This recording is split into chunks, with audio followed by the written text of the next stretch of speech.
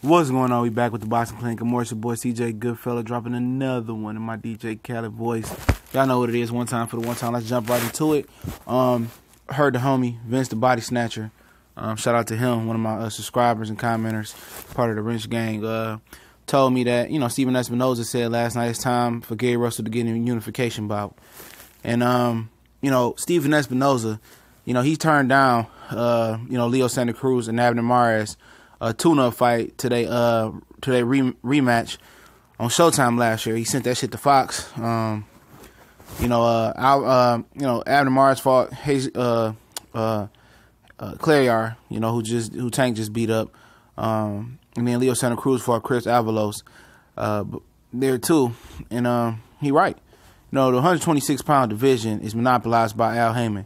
Other than Oscar Valdez, man, as far as the champions and top players in that division, Al, advises most of them besides the new champion and Josh Warrington. And Gary Russell's been inactive because, he ain't got the right fight he wanted. It sounds like he's not going to risk his health as far as his his chronic hand injuries and whatever else he got going on for any old fight. So he just, fight his mandatory one time a year. If it was something that piqued his interest, like a unification bout with Leo Santa Cruz or an Adam Mars winner, or a Carl Frampton fight, or Oscar Valdez unification bout, or now a Josh Warrington unification bout. Now that Lee Stelby lost last night and is going to move up to 130. He wants that fight, and most of all, he wants that unification bout with Leo Santa Cruz. Leo Santa Cruz is Leo Santa Cruz because he ain't about to fight nobody, bro. And I got a lot of animosity for every guy up here except for Oscar Valdez. I know his situation with Bob Arum and shit like that.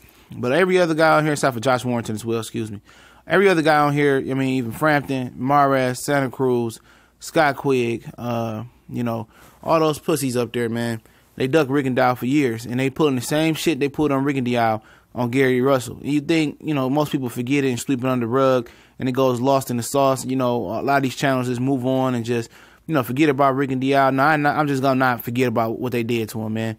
And not only what they did to him, what they doing to Gary Russell. They freezing Gary Russell out, and Gary Russell, Mr. Gary Russell, is playing the part. He's not calling these guys out. I guess it's a prideful thing. He's not pulling down on these guys that they fight. He's not chastising, not pulling up at their press conference like, bitch, what you want to do? What up, ho? He's not putting the air slidey Lara. And like I said, if he continues to keep his mouth closed, history is just going to bypass him.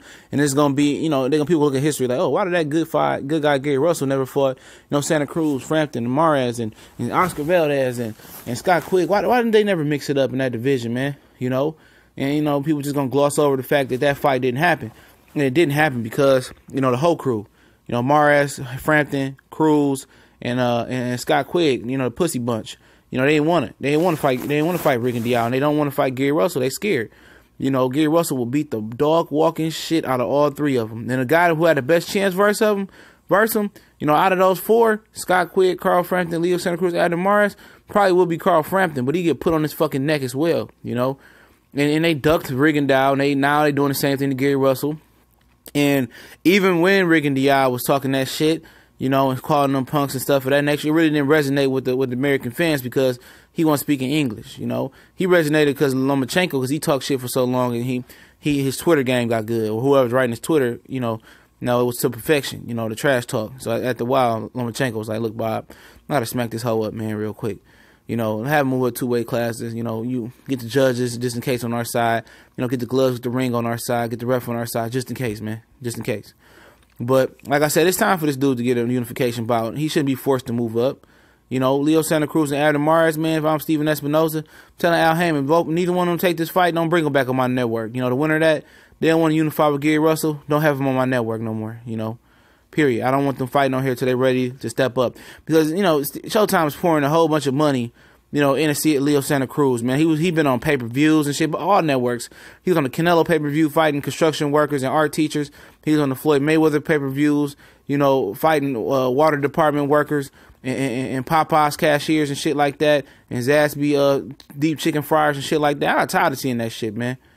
This dude ain't never stepped up. He fought Carl Frampton, and probably would entice him to fight Carl Frampton because Carl Frampton was on the floor a couple times in his USA debut. Then they hid behind the fact that his dad was sick. I felt him. He came back and boxed well. Santa Cruz got a good boxing background. He beat Adrian Broner's in the amateur. So, You know, he's a good fighter, you know, but as a professional, I don't see him in this weight class. He can't punch. He got a little bit of boxing ability, but he ain't shit to me. He ain't fast. He ain't quick. Guarantee you Gary Russell puts that chin on ice, you know, at least batters him. I think Leo got a good chin. At least he's tough, but at the end of the day, you know, at the end of the tough rainbow, it's a little clitoris right there showing him what he really is, man. He been pussy, man. And, you know, Mars, same way. You know, pussy. Frampton, pussy. And Josh Warrington, we'll see what he brings to the table. Sound like he going to be fighting Carl Frampton that Windsor Park over there in Ireland, wherever the hell that is. If I'm Warrington, man, I'm not taking that belt over here, man. Let me shine in Leeds for a minute, man. I got the belt. I'm not going to just bow down to Carl Frampton and hand that belt to him. He can fight me in my hometown. You feel me? And that's real trill talk. You know, just because he the A-side, you know, and I'm the champion. You bring your ass over to Leeds, you know, whatever you call it. You know, but Valdez, like I said, man, it was up to Valdez, man. He fight any and everybody, man. He's a tough kid. But, you know, Kyle, you know, Bob Brown got that choke chain on him. You know, oh, hold on, buddy. You know, when you just grab the choke chain on your dog. Oh, no, we can't let you off the leash, Valdez. Nuh-uh. You know, Bob got special plans for you. But like I said, neither one of these pussies going to step up and fight Gary Russell. If I'm Steven Espinoza, like I said, I'm not letting none of them come on my network after their next fights if they don't want to unify with Gary Russell, for real. You know, period. You know, Gary Russell, he ain't going to chastise him or pull down on him and go out of character. He seems like a real respectable, humble, you know, but a real quiet dog. And, you know, he got to understand if he just keep his mouth shut and don't call names out and don't really chastise these guys and call these guys out, you know, he going to look back in his career, going to pass them by and they're not going to fight him. Closed mouth don't get fed. It's TBC and more. Y'all know what it is. We gone.